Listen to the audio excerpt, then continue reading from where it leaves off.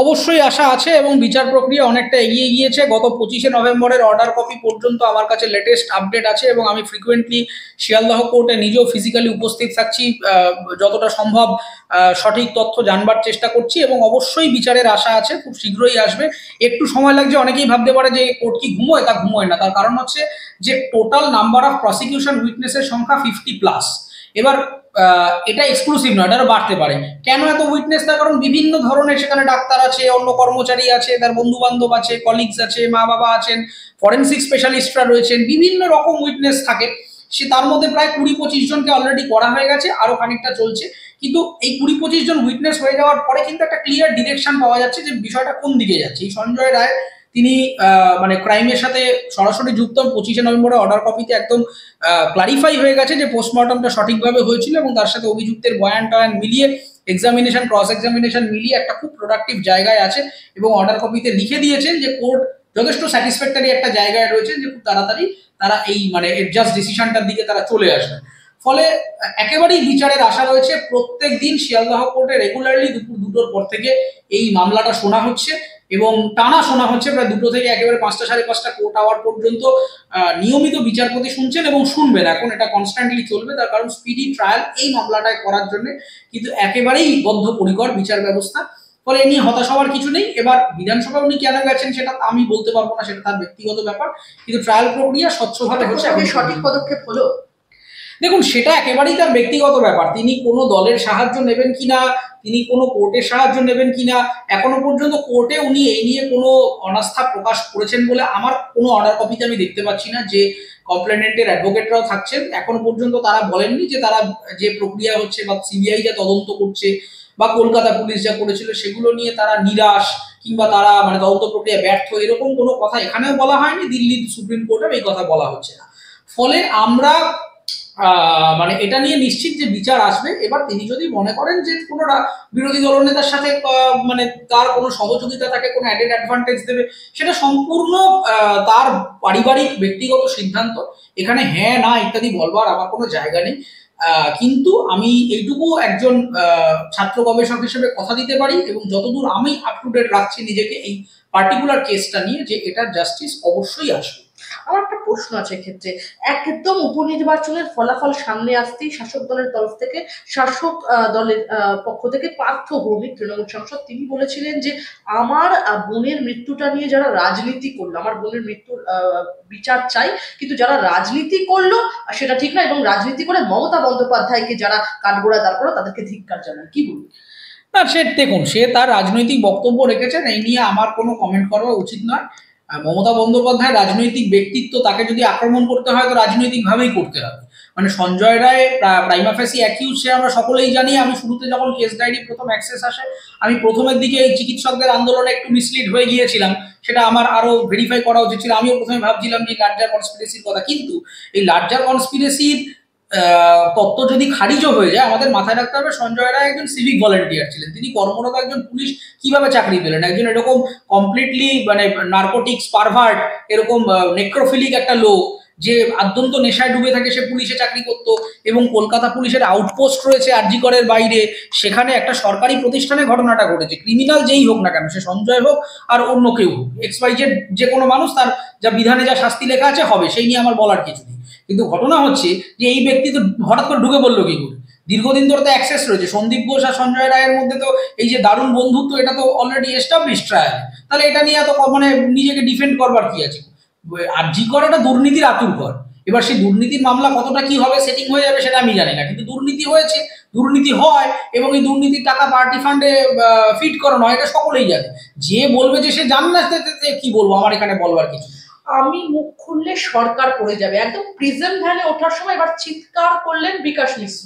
যে বিকাশ কয়লা গরু পাচার মামলায় গ্রেফতার হয়েছিল, আদালত থেকে বেরোনোর সময় প্রিজন ভ্যানে উঠতে উঠতে বিকাশ বলছে যে আমাকে মেরে ফেলার চক্রান্ত হচ্ছে, আমাকে মারার চক্রান্ত চলছে, আমি মুখ খুললে সরকার পড়ে যাবে। কয়েকদিন আগে আমরা দেখেছিলাম তিলোত্তমা কাণ্ডে অভিযুক্ত সিভিক ভলেন্টিয়ার প্রিজন ভ্যানে ওঠার আগে একদম চিৎকার করে বলেছিলেন যে আমাকে বিনীত গোয়াল ফাঁসাচ্ছে।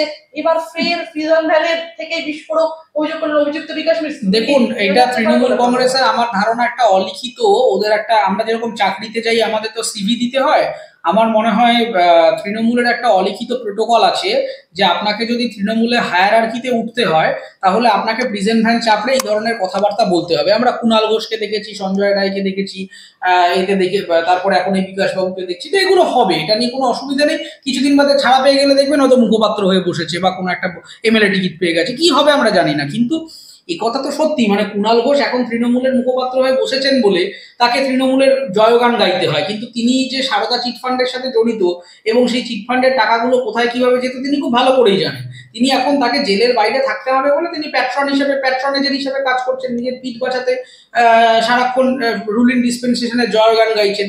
সঞ্জয় রায় বিনীত গোয়েলের নাম বলেছে, সেটা হয়তো তাকে কেউ উস্কানি দিয়েছে, সে হয়তো বলেছে, সেটা আলাদা ব্যাপার।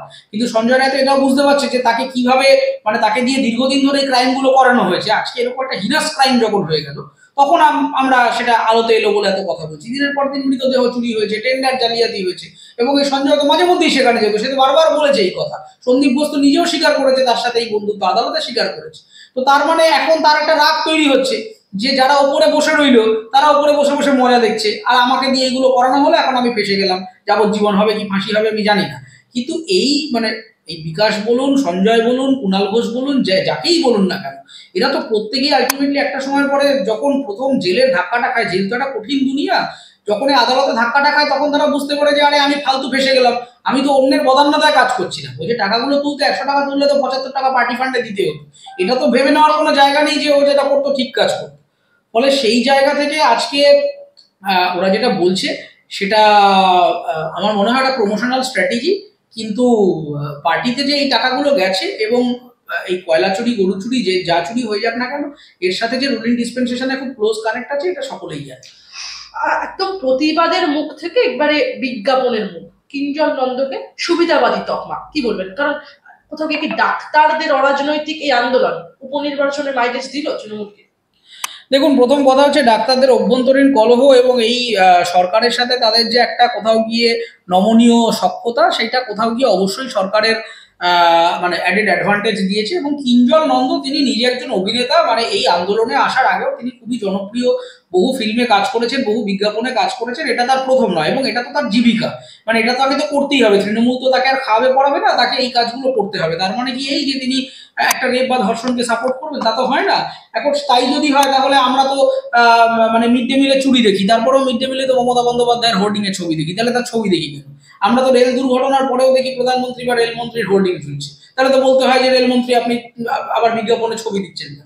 এইটা কোনো যুক্তি হতে পারে না। তার কারণ এটা একটা প্রফেশন, এটা তিনি অভিনয় করেন, তিনি একটা ব্র্যান্ডের হয়ে বিজ্ঞাপনে কাজ করছেন, তার সাথে তার মানে পেশাগত চিকিৎসার জীবনে কিংবা আন্দোলনের জীবনে সরাসরি কোনো লিঙ্ক আছে বলে আমি জানি না, এবং সেটা থাকা উচিত না, থাকলে সেটা অনৈতিক। কিন্তু ঘটনা হচ্ছে একথাও ঠিক যে ডাক্তারদের সেটিং এর জন্যই আজকে আন্দোলনটা নষ্ট হয়েছে, এবং ডাক্তাররা যতই বলুক না কেন তারা ক্রমাগত বাম এবং অতিবাম দ্বারা ক্রমাগত মানে ইনফ্লুয়েন্স বলুন, ম্যানিপুলেটেড বলুন, এটা করবার জন্য তারা আন্দোলনটাকে সম্ভবতভাবে এগিয়ে নিয়ে যেতে পারেনি। সাধারণ মানুষের স্বতঃস্ফূর্ত ভূমিকা কমে গেল এবং আস্তে আস্তে আন্দোলনটা থিতিয়ে গেল, এবং এই আর্যিকর আন্দোলন একটা গুরুত্বপূর্ণ দিকে যেতে পারতো এবং শাসকের চেয়ার টালবাটাল হয়ে গেছিল। কিন্তু সেই একেবারে টলমলে শাসক একেবারে গুছিয়ে আবার কম্বল পেতে চেয়ারে বসে পড়লেন একটাই কারণে, তার কারণ দেখলেন যে এই একটা কমপ্লিটলি মিসলিড হয়ে গেল আন্দোলনটা। তারা মিথ্যা কথা বললেন, পোস্টমর্টম নিয়ে কি 150 গ্রামের থিওরি দিলেন, পেলভিক বোন ভেঙে চুরমার হয়ে গেছে। দেখুন, মানে আন্দোলন খুব যথাযথ, আন্দোলন করতে হবে, প্রত্যেকটা মানুষের মধ্যে রেবেলিয়াস আচরণ থাকা উচিত, তিনি তার নিজেকে রেজিস্ট করবেন, অন্যায় দেখলে প্রতিবাদ করবেন, এটা প্রত্যেকটা মানুষের মধ্যে এই নৈতিকতাটা থাকা উচিত। কিন্তু সেটা মিথ্যার উপরে ভিত্তি করে হলে তো তখন ভরসা চলে যায়। যখন আমরা পোস্টমর্টম রিপোর্ট নিয়ে আরো বিস্তারিত তথ্য জানলাম আমাদের আস্থা চলে গেল, কারণ একটা ডাক্তার, আমি একটা সাধারণ মানুষ, আপনি সাধারণ মানুষ, আমরা হয়তো বিজ্ঞানের অত মানে কারিগরি টার্ম সে সমস্ত বুঝি না, হয়তো একটু ভুলভাল বলে ফেললাম। কিন্তু একজন চিকিৎসক সে যদি ভুল তথ্য দেয় তো তখন তো আমাদের মনে প্রশ্ন আসবে যে আরে বাবা, তাহলে তো তোমার ইন্টেনশন, তুমি তো ফরেন্সিক সায়েন্সটা, মেডিসিনটা জানো, তুমি তো একটা অ্যানাটমি জানো, তুমি জানার পরে কি করে এই কথাগুলো বলছো এবং মানে ইন্টেনশনালি বলছো, তখন সেখানে একটা জাস্টিফিকেশন চলে আসে। বাট ঠিক আছে, তার সাথে কিঞ্জলের মানে ক্রেডিবিলিটি কমে যাচ্ছে বলে আমি মনে করছি না। তারা যদি নৈতিকভাবে আন্দোলন চালিয়ে যেতে পারে, আমরা সবসময় তাদের দাবির সঙ্গে ছিলাম, থাকবো। অর্থাৎ আমরা একদম অনুষ্ঠানের শেষ চলে এসেছি, শেষ দুটো প্রশ্ন আপনার কাছে। মমতা বন্দ্যোপাধ্যায় তিনি বলছেন একদম যে তার সরকার মানুষের পাহারাদার। তিনি সোশ্যাল মিডিয়ায় লিখেছেন যে মানুষই আমাদের ভরসা, আমরা সবার আগে সাধারণ মানুষ, এটাই আমাদের পরিচয়, আমরা জমিদার নই, মানুষের পাহারাদার, আপনাদের আশিস আজীবন হৃদয় স্পর্শ করে থাকবে। অন্যদিকে তিনি আরো বলছেন যে আগামী 10 বছর বাদে যদি আমার মৃত্যু হয়, আমি চাই না আমার নামে কোনো স্ট্যাচু হোক, মানুষ মনে রাখে তার কাজে আর তার ছবি হৃদয়ে থাকে।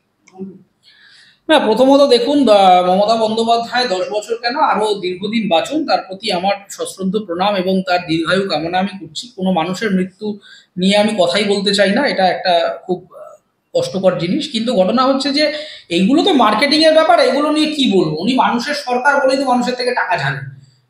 মানুষের মধ্যে কি মিড ডে মিলের ছাত্ররা পড়ে না? মানুষের মধ্যে কি চাকরি চুরির লোকেরা পড়ে না? পড়ে তো। তা উনি তাদের থেকে টাকা ঝাড়েন, উনি তাদের ভাবে কাজ করেন। কি মানে কি কারেক্টিভ মেজারমেন্টটা কি নেন? এত শৃঙ্খলাবদ্ধ কমিটি করবার পরেও দিনে দুপুরে রাস্তায় আমরা শুট আউট দেখতে পাই। এইগুলো যদি মানুষের প্রতিনিধিত্বের হয় তাহলে আমার কিছু বলার নেই। উনি নেতা হিসাবে এগুলো বলেন, এগুলোকে এত আমি ব্যক্তিগতভাবে গুরুত্ব দেই না।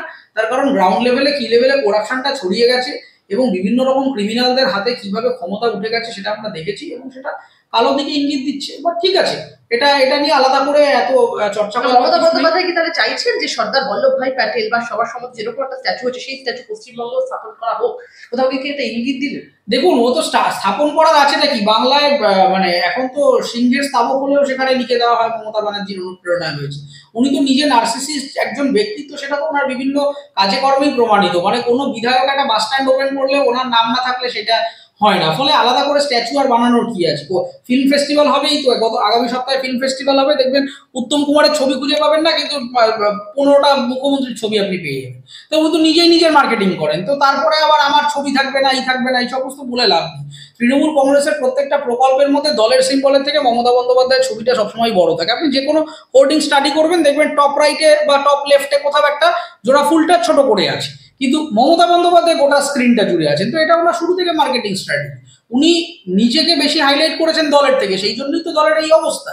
দলের শৃঙ্খলা নেই কেন? কারণ এই ওয়ান ম্যান আর্মি, এই ওয়ান ম্যান আর্মি কনসেপ্ট বেশি দিন চলে না, সেই জন্যই এরকম ঘেটে খাওয়া হয়ে গেছে, সকলেই নিজেকে মুখ্যমন্ত্রী ভাবতে আরম্ভ করে দিয়েছে। বাট ঠিক আছে, এটা নিয়ে এত দুশ্চিন্তা করার কিছু নেই। ওনার মূর্তি হবে কি হবে না সেটা ইতিহাস বলবে। হ্যাঁ, উনি রাজনীতিতে গুরুত্বপূর্ণ ভূমিকা রেখেছিলেন, শুরুর দিকে মানুষ আস্থা করেছিল, হয়তো এখনো আস্থা করেন, অথবা বিকল্প অল্টারনেটিভ নেই হিসেবে, মন্দের ভালো হিসেবে ভোট পান, সেটা সম্পূর্ণ রাজনৈতিক আলোচনা। কিন্তু ওনার রাজনৈতিক ইতিহাসে ওনার ভূমিকা থাকবে, কিন্তু এই অন্ধকারগুলো বাংলাকে আসলে অনেকদিন বয়ে বেড়াতে হবে, এটাই আমার দুশ্চিন্তা।